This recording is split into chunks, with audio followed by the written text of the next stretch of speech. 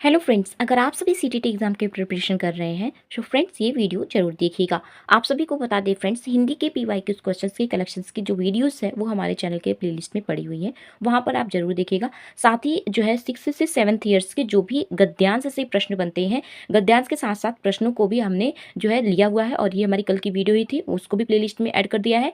आज जो हम बात करेंगे वो बात करेंगे सीटेट हिंदी में पद्य के जो पीवाईक्यूज होते हैं, जो कविता की पंक्तियां आती हैं, उससे जो जो भी प्रश्न बनते हैं उसके बारे में हम डिस्कस करने वाले हैं।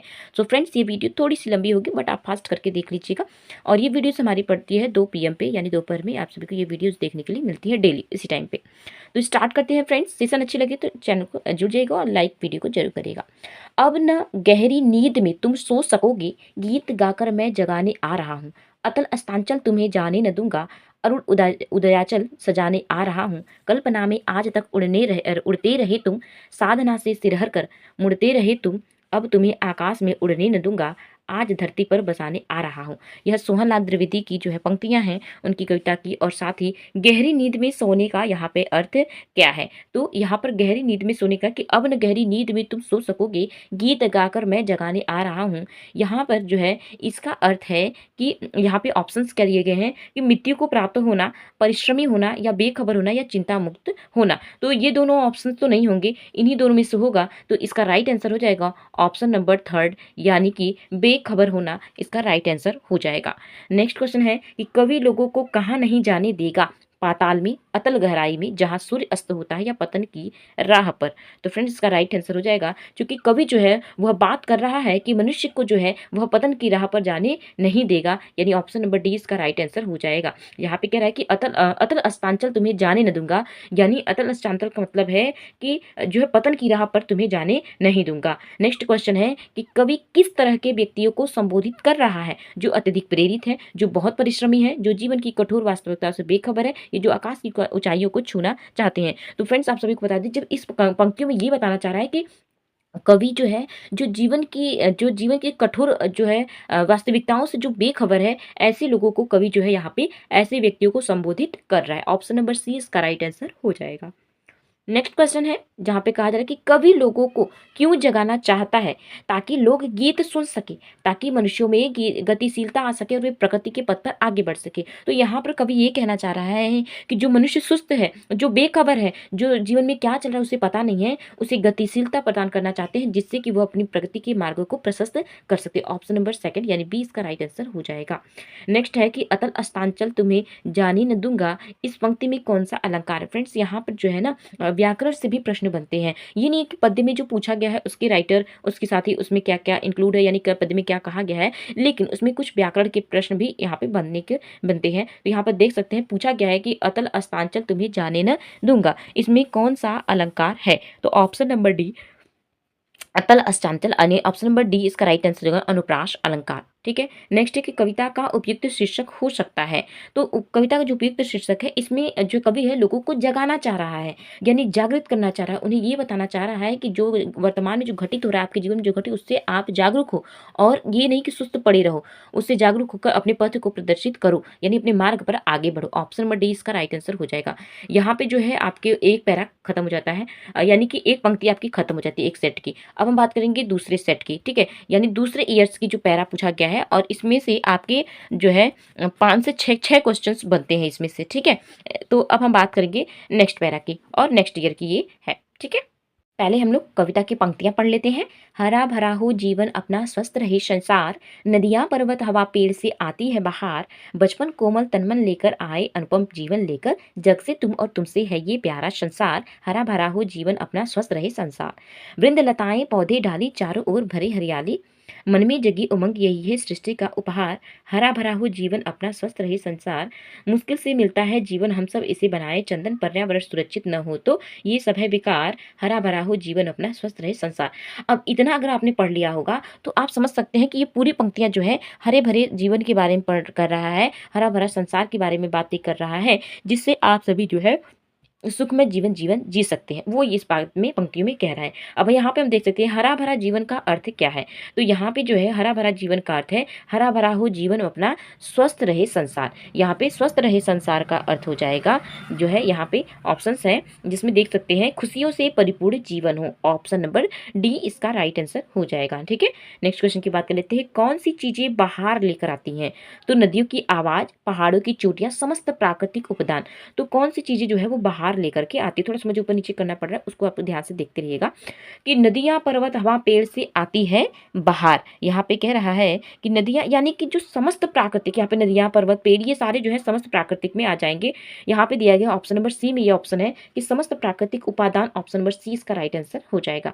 नेक्स्ट है कि कवि की सृष्टि का उपहार किसे कहा है? तो वृक्ष लताएं, हरा भरा, या प्राकृतिक सुंदरता और उससे उत्पन्न होने वाली जो खुशी। तो हमने पहले बताया कि इसमें प्राकृतिक सुंदरता के साथ साथ उससे उत्पन्न जो हो रही है खुशी, वो सबसे ज्यादा इंपॉर्टेंट है। ऑप्शन नंबर सी इसका राइट आंसर हो जाएगा। तो ऐसा तो नहीं फ्रेंड्स, क्वेश्चन जो है पैरा वही रिपीट, बट कभी कभी रिपीट हो जाते हैं। ऐसे केसेस में पेपर्स पहुंच जाते हैं तो क्वेश्चंस के रिपीट होने और पैरा के रिपीट होने के चांसेस बन सकते हैं।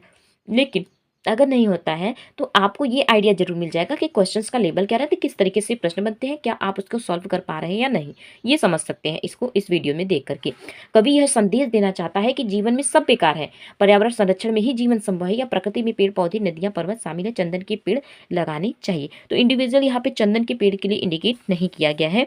यहाँ पे कहा गया कि जो समस्त प्राकृतिक पर्यावरण है, यानी कि जो पर्यावरण संरक्षण में ही जो है वह जीवन संभव है। यहाँ तो प्रकृति में पेड़ पौधे, नदियां, पर्वत शामिल है, लेकिन पर्यावरण संरक्षण में ही जीवन संभव है। ऑप्शन नंबर बी इसका राइट आंसर हो जाएगा। नेक्स्ट है जग से तुमसे है प्यारा संसार। पंक्ति के माध्यम से कवि कहना चाहता है कि व्यक्ति और संसार दोनों का अस्तित्व एक दूसरे पर निर्भर है। नेक्स्ट ऑप्शन है कि संसार चलाने के लिए व्यक्ति की आवश्यकता होती है। व्यक्ति का अस्तित्व संसार से स्वतंत्र है, या संसार का अस्तित्व व्यक्तियों से स्वतंत्र है। तो यहाँ पे संसार और व्यक्ति दोनों जो है एक दूसरे पर निर्भर करते हैं, यानी एक दूसरे के निर्भर होने के माध्यम से उनके कार्य संपन्न होते हैं। जग से तुमसे है प्यारा संसार, यानी जग से तुम हो और तुमसे यह संसार है, यानी मिलकर दोनों प्यारा संसार बनाते हैं। ऑप्शन नंबर ए इसका राइट आंसर हो जाएगा। अनुपम से अभिप्राय है, तो अर्थ भी आपको पता होना चाहिए कि अनुपम का अर्थ क्या होता है। तो अनुपम से अर्थ होता है कि जिसकी उपमा न दी जा सके उसे अनुपम कहते हैं। ठीक है, वाक्यांश के लिए एक शब्द ये बन गया है अनुपम, जिसकी उपमा न दी जा सके। ऑप्शन नंबर डी इसका राइट आंसर हो जाएगा।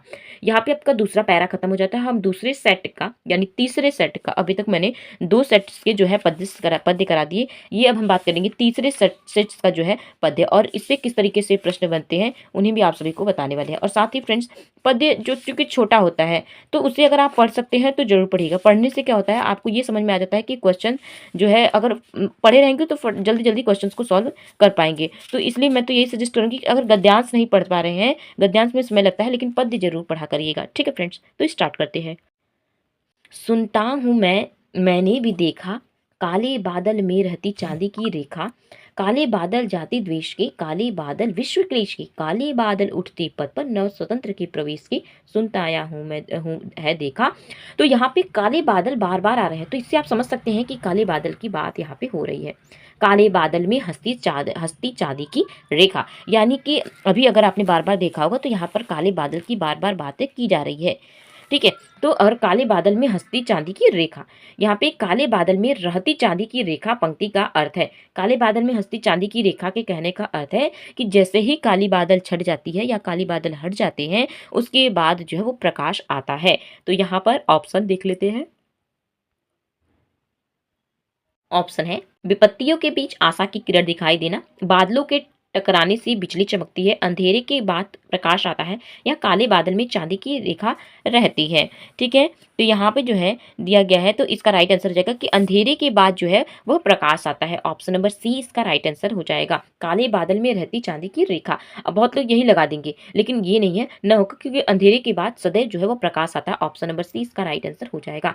काले बादल जो है वो प्रतीक है किसका? जातिगत वैमनस्य का, मानसून द्वारा आने वाली खुशहाली का, या तूफान का, या गर्मी से मुक्ति का। तो जो काले बादल होते हैं वह जातिगत वैमनस्य का प्रतीक है, क्योंकि यहाँ पे कह रहा है कि सुनता हूं मैं भी देखा, काले बादल में रहती चांदी की रेखा, काले बादल जाति द्वेष के, जाति द्वेष यानी जातिगत वैमनस्य। यहाँ पे ऑप्शन पैरा में थर्ड वाले में देख सकते हैं कि काले बादल जाति द्वेष के, काले बादल जाति देश के यानी जातिगत वैमनस्य देखने के लिए मिलता है। ठीक है, ऑप्शन नंबर ए इसका राइट आंसर हो जाएगा। नेक्स्ट है कि काले बादल में रहती चांदी की रेखा में कौन सा अलंकार है?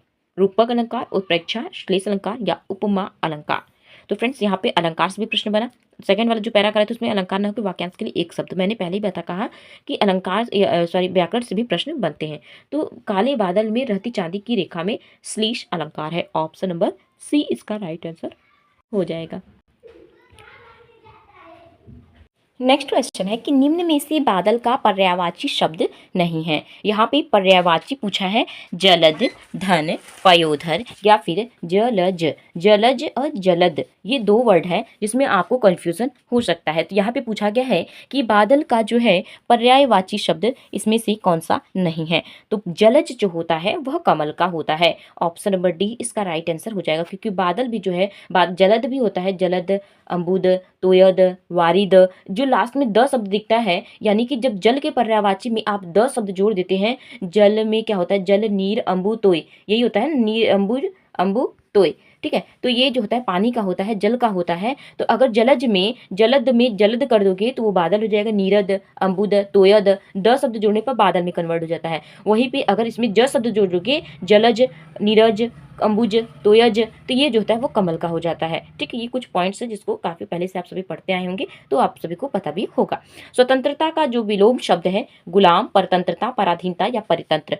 जो है यहाँ पे स्वतंत्रता का विलोम पूछा है तो उसका हो जाएगा पराधीन। ऑप्शन नंबर सी इसका राइट आंसर हो जाएगा। ठीक है, नेक्स्ट की बात कर लेते हैं। नेक्स्ट क्वेश्चन है जहाँ पे कहा जा रहा है कि कवि क्या सुनने और देखने की बात कहता है? बिजली को, आशा की किरणों को, निराशा को या बादलों को? तो यहाँ पे आप सभी को दिखा दे कवि किस चीज की बात कर रहा है। तो काले बादल उठते पथ पर नजर स्वतंत्र के प्रवेश के, सुनता आया हूँ देखा काले बादल की हस्ती चांदी की रेखा। यहाँ पर जो है कवि जो है वो बादलों जो है, यहाँ पे क्वेश्चन नंबर कहाँ पे गया, ये है कवि क्या सुनने और देखने की बात कर रहा है। तो कवि जो है वो आशा की किरणों की बात कर रहा है। Option number B, option number B इसका राइट आंसर हो जाएगा। ठीक है, ठीक है, नेक्स्ट क्वेश्चन। तो क्वेश्चन के बाद यहाँ पे तीसरा जो है सेट्स के तीसरे पैरिस की बात हमने कर लिया है। यानी आप सभी को समझ में आ गया होगा कि अभी तक मैंने तीन सेट्स करा लिए और तीन सेट्स में हर एक सेट्स में एक एक पैरा पूछ रहा है, यानी तीन कविता की पंक्तियां हमने करा दी है। ये चौथी कविता की पंक्तियां हम स्टार्ट करने जा रहे हैं। नहीं झुका करते जो दुनिया से करने को समझौता, ऊंचे से ऊंचे सपनों को देते रहते जो न्योता, दूर देखती जिनकी पैनी आंख भविष्य का तक तीर, मैं हूं उनके साथ खड़ी जो सीधी रहते अपनी रेल। यहाँ पर देख सकते हैं पूरी पंक्तियों में, अगर आपको एक बार न समझ में आए तो आप देख सकते हैं कितना एक बहुत ही कम समय में मैंने इसको पूरी पंक्तियां पढ़ लिया, और बहुत बड़ी पंक्ति भी नहीं दी गई है। तो इसको आप अगर एक बार में न समझ में आए तो आप इसको 2 बार पढ़ सकते हैं। मैं तो यही कहूँगी एक बार में न समझ में आए तो इसको 2 बार में पढ़िए, लेकिन इसको देखिए कि इसमें पूछा क्या क्या है।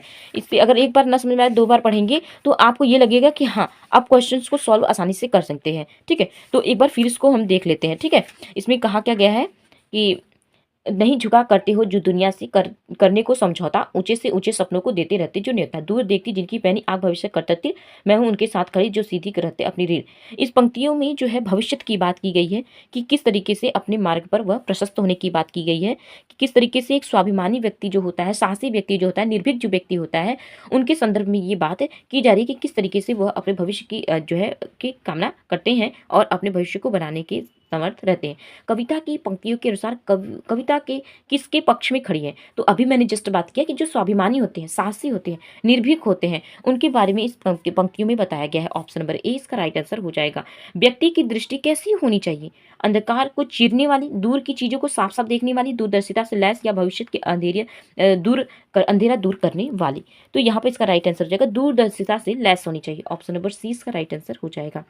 ठीक है, ऊंचे से ऊंचे सपनों को निमंत्रण देने का भाव है। ऊंचे सपनों को आमंत्रित करना या उच्च कोटि के स्वप्न देखना और उन्हें साकार करने का प्रयास करना। तो उच्च जो है कोटि के सपने देखना और उसे साकार करने के प्रयास करना ही जो है निर्भीक मनुष्य और जो है का एक फ्रेंड्स जो है गुण है। ठीक है, ऑप्शन नंबर इसका ऑप्शन नंबर सी यहाँ पे देख रहे थे, ऑप्शन नंबर बी इसका राइट आंसर हो जाएगा।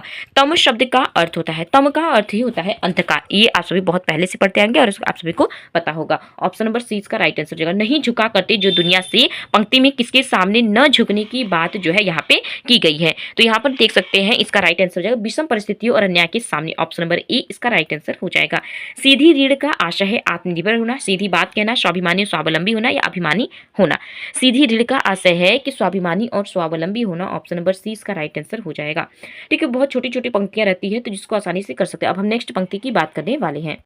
नेक्स्ट सेट की पंक्तियां पढ़ेंगे जिसमें यह देखे, जब नहीं था इंसान धरती पर ये थे जंगल, जंगली जानवर परिंदे इन्हीं सबके बीच उभरा, इंसान और घटने लगी जंगल, जंगली जानवर परिंदे इंसान बढ़ने लगा बेतहाशा, अब कहाँ जाए जंगल जंगली जानवर परिंदे, प्रकृति किसी के साथ नहीं करती ना इंसाफी, सभी के लिए बनाती है जगह जो, सो अब इंसानों के भीतर उतरने लगे हैं जंगल जंगली जानवर और परिंदे।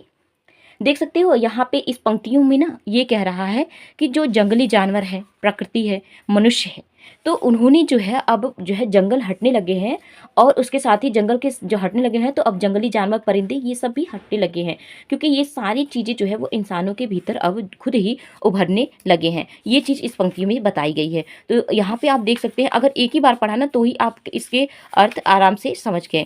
तो इसमें कहा जा रहा है क्या, उसको देख लेते हैं और साथ ही यहाँ पे इसके क्वेश्चन को भी सॉल्व कर लेते हैं। इंसान धरती पर भी थे जंगल जंगली जानवर परिंदे इन्हीं सबके बीच उभरा इंसान, यानी कि शुरू में जो जंगली जानवर थे, परिंदे थे, प्रकृति था, इसी बीच में जो है वह इंसान उभरता है और घटने लगे जंगल जंगली जानवर परिंदे इंसान। यानी कि जब मनुष्य प्रकाश में आया तो अब जंगल हटने लगा, जंगली जानवर हटने लगे और बढ़ने लगा बेतहाशा, अब कहाँ जाने जंगल, यानी कि इतनी तेजी से मनुष्य बढ़ने लगा कि जंगल कहाँ चला गया, यानी जंगल के जो जानवर थे, परिंदे थे, प्रकृति, ये सब कहाँ चला गया। प्रकृति नाइंसाफी सभी के लिए बनाती है, यानी नहीं करती है नाइंसाफी और सभी के लिए बनाती है जगह। प्रकृति तो है मनुष्य के लिए भी जगह बनाती है, परिंदे और जानवरों के लिए भी, लेकिन जब से मनुष्य आया है उनके भीतर ही जंगल जंगली जानवर और परिंदे देखने के लिए मिलने लगे हैं। ये चीज़ यहाँ पे बताया गया है। धरती पर इंसान के आने के बाद क्या होगा, जानवर घटने लगे, पक्षी घटने लगे, जंगल घटने लगे, उपयुक्त सभी। तो इसका राइट आंसर हो गया उपयुक्त सभी, क्योंकि सब कुछ जो है घटने लगा। अभी हमने वही पढ़ा कि जंगली जानवर धरती पर थे, जंगल जंगली जानवर परिंदे सब इनके बीच उभरा, यानी घटने लगे जंगल जंगली जानवर परिंदे और इंसान। ऑप्शन नंबर डी इसका राइट आंसर है। इंसान बढ़ने लगा बेतहाशा का भाव है, यानी कि इंसान की बढ़ोतरी होने लगी, इंसान जो है खूब तरक्की करने लगा। ऑप्शन नंबर डी, इंसान खूब तरक्की करने लगा, इंसान बढ़ने लगा बेतहाशा का अर्थ यही है। ठीक है, नेक्स्ट है कि प्रकृति किसके प्रति नाइंसाफी नहीं करती है, पशु पक्षियों के प्रति, इंसानों के प्रति, जंगल के प्रति, उपयुक्त सभी के प्रति। तो यहाँ पर जो है प्रकृति जो है सभी को समान देखती है, किसी में भेदभाव नहीं करती, जो है वह किसी के साथ नाइंसाफी नहीं करती। तो यहाँ पे पक्षी, इंसान और जंगल सभी की बात की जा रही है। ऑप्शन नंबर डी इसका राइट आंसर हो जाएगा। कविता के अंत में क्या व्यंग किया गया है, इंसानों में अब इंसानियत खत्म हो गई है, इंसानों के भीतर जंगल की तरफ पेड़ उगाए हैं, इंसानों में जंगल उगाना शुरू कर दिया है और प्रकृति ने इंसानों के प्रति नाइंसाफी की। तो अभी हमने बात किया कि नाइंसाफी वो किसी के प्रति नहीं करता, वो सब उनके आधार पर, प्रकृति के आधार पर सभी एक समान है। तो इंसानों में ही इंसानियत अब खत्म हो चुकी है, वर्तमान में आप सभी देख ही रहे होंगे। तो वो इसी पैरा जो है पूरी वर्तमान पर घटित कहा गया है। ऑप्शन नंबर ए इसका राइट आंसर हो जाएगा। अब कहाँ जाए जंगल के भाव है कि अब जंगल खूब बढ़ने लगे, अब जंगल समाप्त होने लगे, अब जंगल में परिंदे नहीं रहते, अब जंगल कहीं जाने लायक नहीं है। तो इसका राइट आंसर हो जाएगा ऑप्शन नंबर बी, यानी अब जंगल जो है वह समाप्त होने लगी है और मनुष्य जो है वह अब काफ़ी ज़्यादा उन्नति करने लगा है।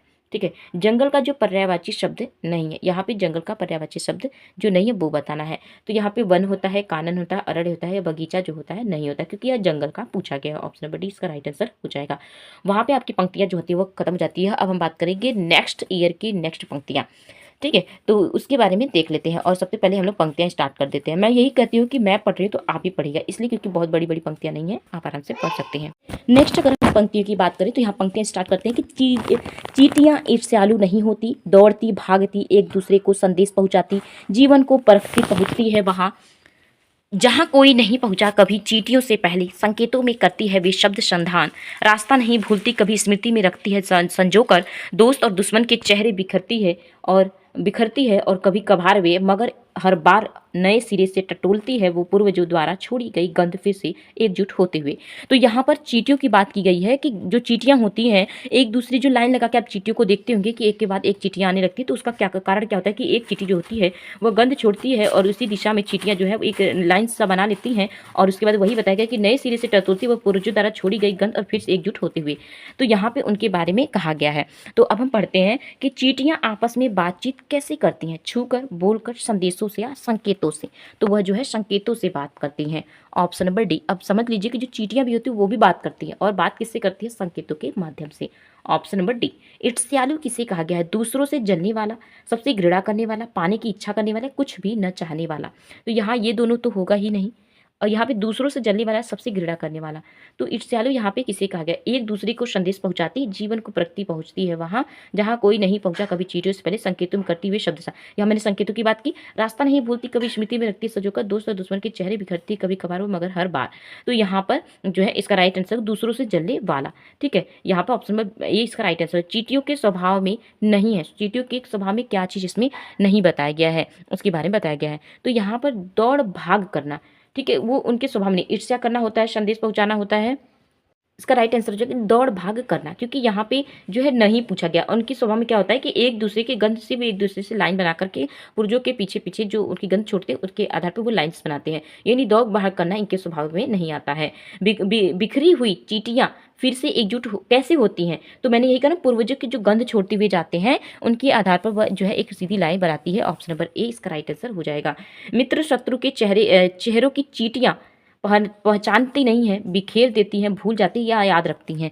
तो मित्र और शत्रु की जो है वो याद रखती हैं। मैंने यही कहा कि वो याद रखती है। लास्ट में आप देख सकते हैं यहाँ पे लिखा भी गया है कि नए यहाँ पे जो है लिखा हुआ था कि कभी रास्ता नहीं भूलती, कभी स्मृति में रखती है सजोकर, यानी स्मृति में सजोकर रखती है, यानी वो याद रखती है। ठीक है, काव्यांश में मगर का अर्थ है केवल, परंतु, मगरमच्छ या घड़ियाल। तो जो काव्यांश में मगर शब्द आया है उसका अर्थ क्या है? तो यहाँ पर जो है इसका राइट आंसर हो जाएगा परंतु। यहाँ पे मगर शब्द दिया है, मैं आप सभी को वो दिखा देती हूँ कि मगर शब्द यहाँ पे दिया है कि बिखरती हैं कभी कभार वे, मगर हर बार नए सिरे से टटोलती हैं। हर बार मगर, मगर यानी कि परंतु, वो हर बार नए सिरे से टटोलती हैं और पुर्जों से गंध जो छोड़ते हैं उसे एकजुट होकर के एक लाइंस बना लेती हैं। तो यहाँ पर जो है हमने सारे पैरास को सब साथ में मैंने कर दिया है।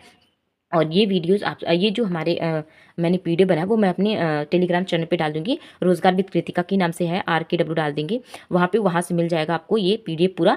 ठीक है, इसके आंसर्स जो मैंने बताए हैं उसको आप देख लीजिएगा अच्छे से। और साथ ही बस पैरा को कैसे सॉल्व करना है, किस तरीके से करना है, वो सभी आप सभी को पता होना चाहिए। साथ ही हमारी जो कल से वीडियोज आएंगी वो आ जाएंगी हमारी जो है, अगर आप कहेंगे तो ऐसे PYQs की सीरीज ही लेकर आएंगे, बट अगर आप कहेंगे तो मैं वो लेकर आ रही हूँ जैसे थ्योरीज क्लासेस, वो मेरे नोट्स के हो जाएंगी। CDP के पहले कंप्लीट करा देती हूँ, फिर हिंदी के शुरू करूँगी, या बीच में भी हिंदी कर दूँगी, बट जैसा आप सभी का रिस्पॉन्स होगा। सो फ्रेंड्स मिलते हैं नेक्स्ट वीडियो में, तब तक के लिए बाय बाय। और 2 बजे ये वीडियोस जरूर देखा करिए डेली, आप सभी को इस टाइम पे मिलेंगी।